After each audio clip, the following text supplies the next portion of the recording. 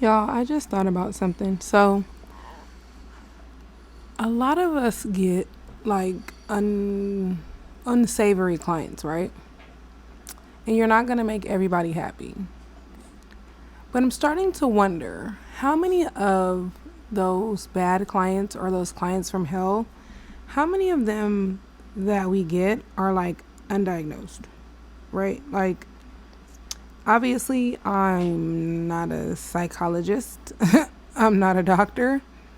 But I was really starting to like really sitting here thinking about it. Like, I've told story times before on like the wild clients that I've had or the things that have happened, or I've been in situations where I'm sitting there the entire appointment like, what the fuck?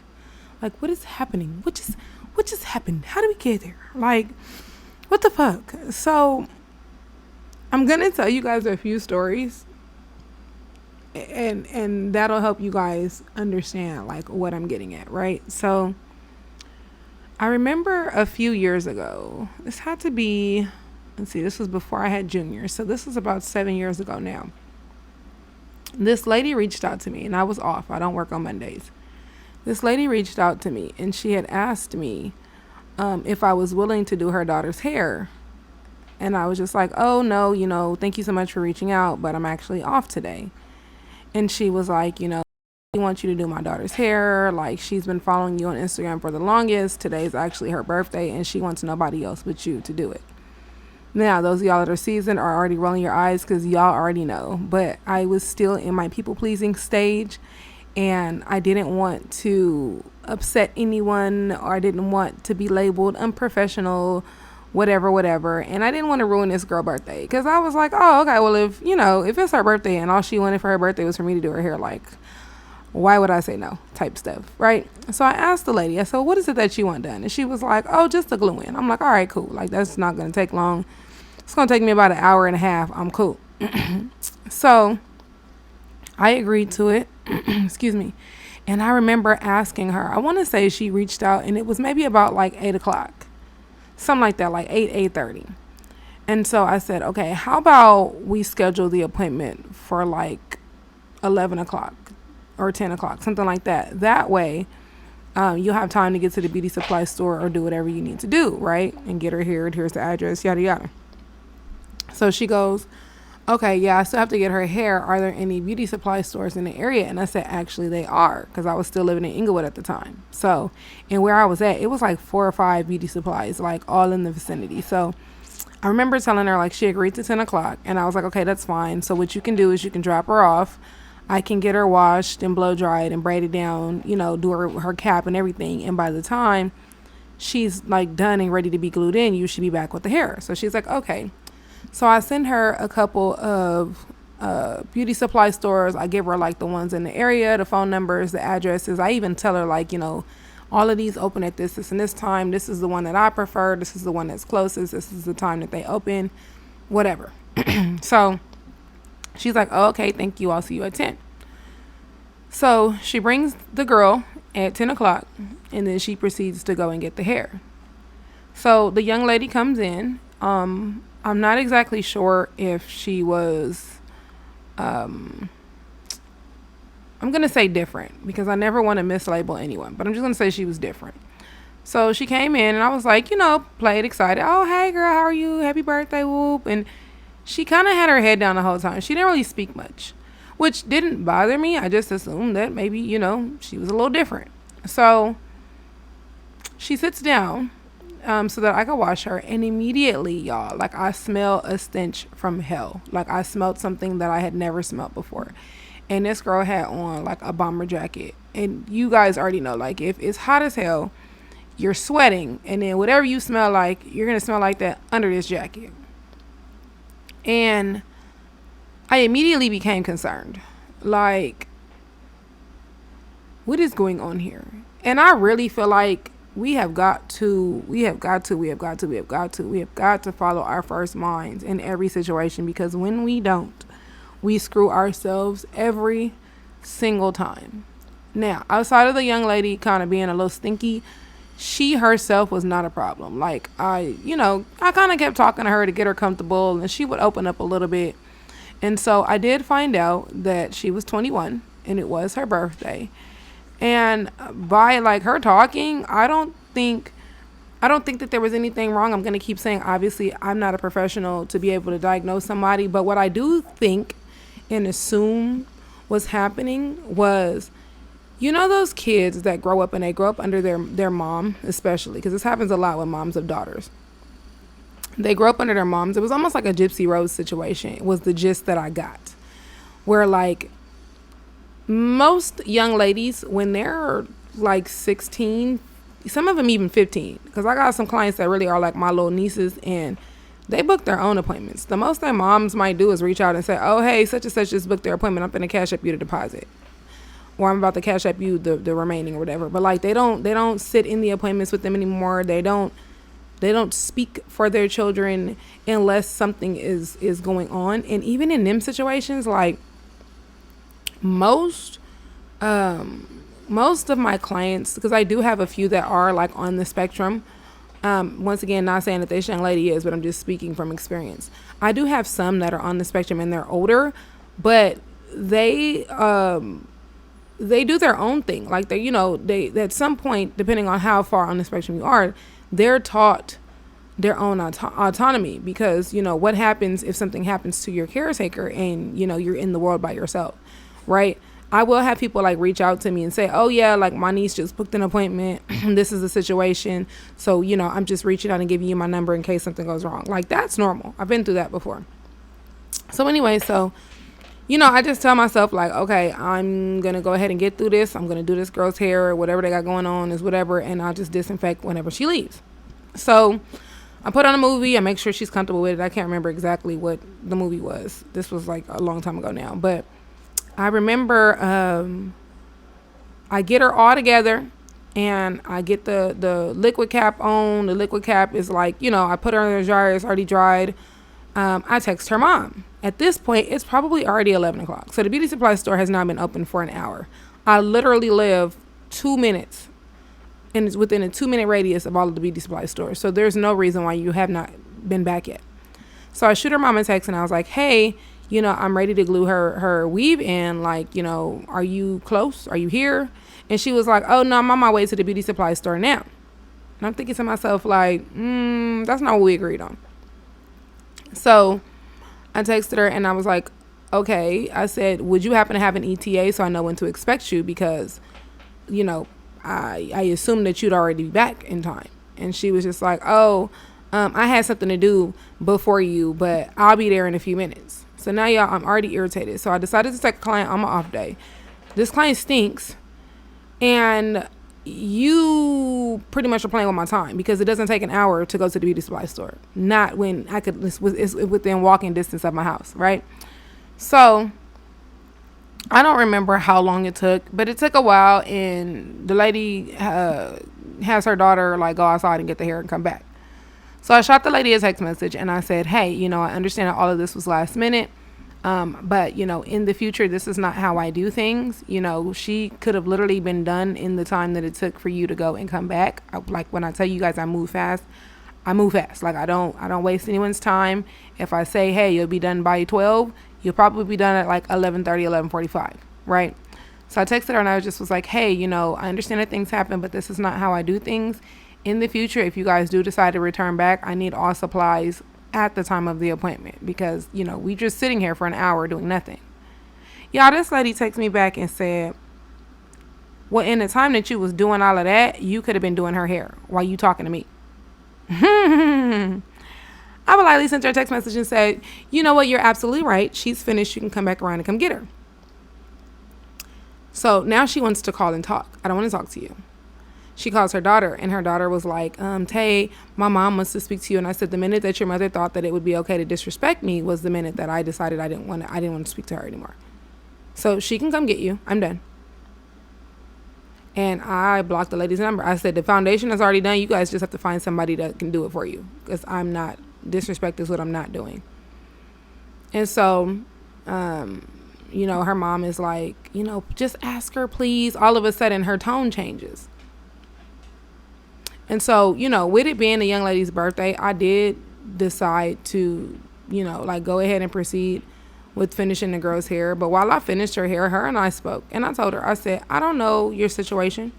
I don't know what's going on between you and your mom. It's not my business to know. I said, but I've been in situations like this before.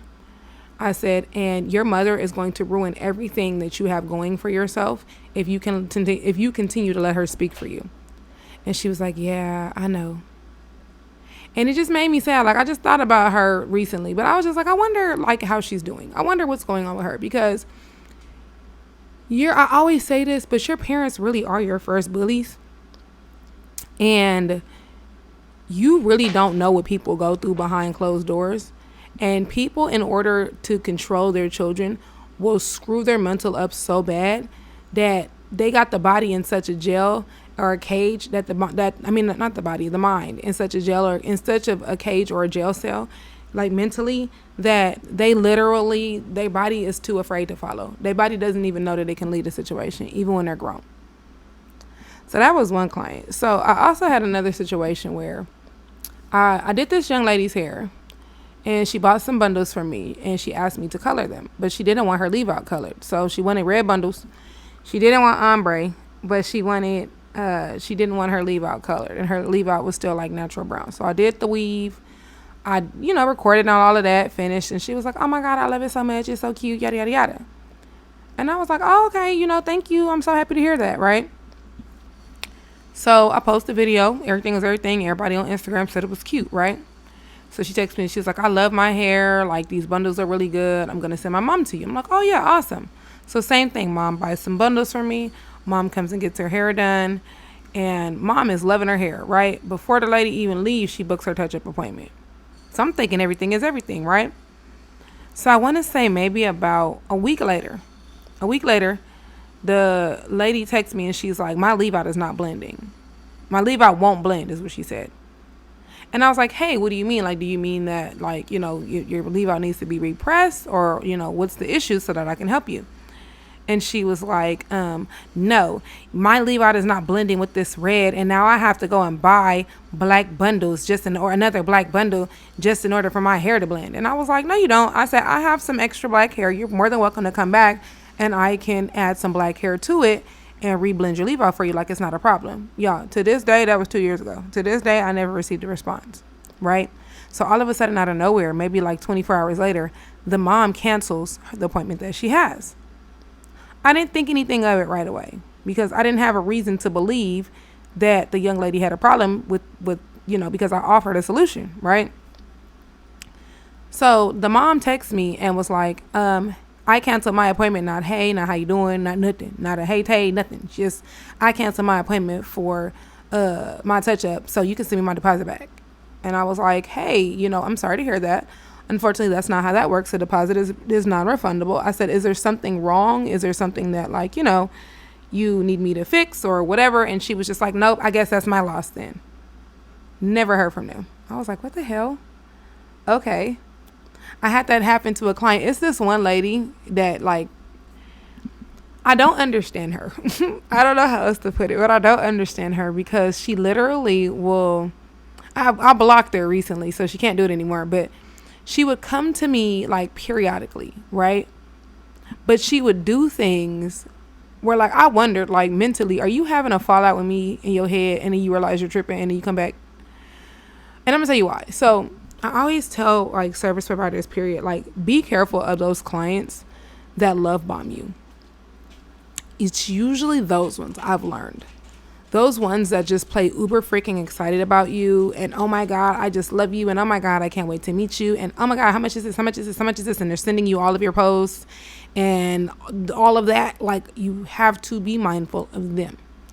I've learned with them that when you don't answer them fast enough or you happen to be booked, they take it as rejection. It's like the little kid in them that was, like, neglected as a child or, like, bullied or something.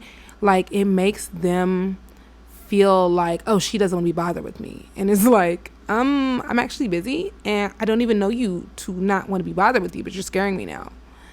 So this is how that lady was. Like, it was always, hey, queen, hey, queen, hey, queen, hey, queen, right? And I realized, I think part of her issue with me was that like when she met me, I was like 24, right? So I didn't really know better yet. But obviously, the older that you get, the longer that you're doing what you're doing, the more, the more issues that you like have are going to all contribute to how you run your business, right? And obviously, as you mature, things are going to change. Different boundaries and stuff are going to be set. So I remember the very, very, very first time I did her hair, everything was everything. Like, she was cool. But you also have to watch out for those clients that like to act like a second mom to you, or like another auntie. Like, I'm okay. I don't need that. Like, it's okay. So I felt like that's what she was trying to do. And people like that make me anxious, because it's like I might not know what you're up to, but I can tell that you're up to something. And so I want to say, like, I did her hair maybe like 2 more times, right? And then I never heard anything from her. I didn't take it any kind of way. So I had a friend at the time, and this friend did hair as well, and she started going to her. So I just figured, like, okay, maybe her hours were different, because I already had a kid by that time. So it was like I had to leave the shop at a certain time.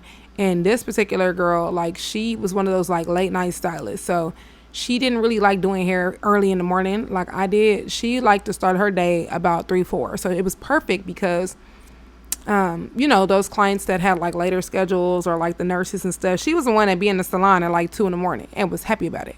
So I just assumed that, like, oh, maybe, like, maybe her schedule fits in better with her. Like, I never had a reason to think of anything, right?